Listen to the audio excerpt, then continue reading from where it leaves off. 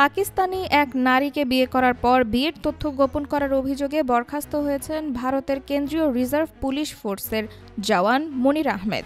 বরখাস্ত হওয়ার কয়েক ঘণ্টা পর শনিবার মনির আহমেদ জানান, সদর দপ্তরের অনুমতি পাওয়ার প্রায় ১ মাস পর বিয়ে করেছিলেন তিনি।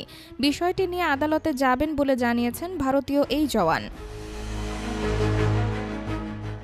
সিআরপিএফ জানিয়েছে, পাকিস্তানি নাগরিক মিনাল খানকে বিয়ের বিষয়টি গোপন রাখা ও তার স্বল্পমেয়াদী ভিসার মেয়াদ শেষ হওয়ার পরও তাকে নিজ বাসায় রাখার কারণে মনির আহমেদকে বরখাস্ত করা হয়েছে। সংস্থাটির দাবি, এ কাজ জাতীয় নিরাপত্তার জন্য হুমকি।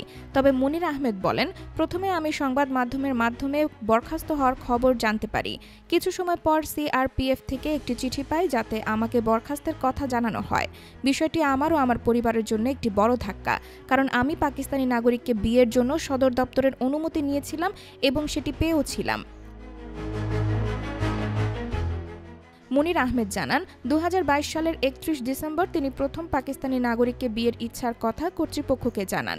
তখন তাকে পাসপোর্ট, বিয়ের কার্ড ও হলফনামার অনুলিপি জমা দিতে বলা হয়। তিনি বলেন, আমি আমার নিজস্ব হলফনামা ছাড়াও বাবা, মা, গ্রামের সরপঞ্চ এবং জেলা উন্নয়ন পরিষদের সদস্যদের হলফনামাও যথাযথ চ্যানেলের মাধ্যমে জমা দেই। পরে ২০২৪ সালের ৩০ এপ্রিল সদর দপ্তর থেকে অনুমোদন পাই।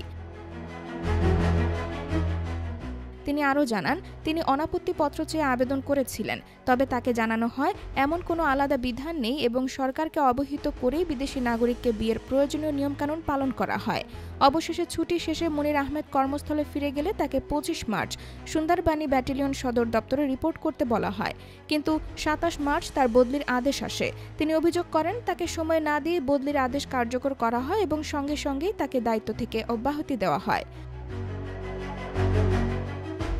মনির আহমেদ জানিয়েছেন, তিনি বরখাস্তের সিদ্ধান্তের বিরুদ্ধে আদালতের দ্বারস্থ হবেন। তার প্রত্যাশা, আদালত থেকে তিনি ন্যায় বিচার পাবেন। IBTV USA, new York.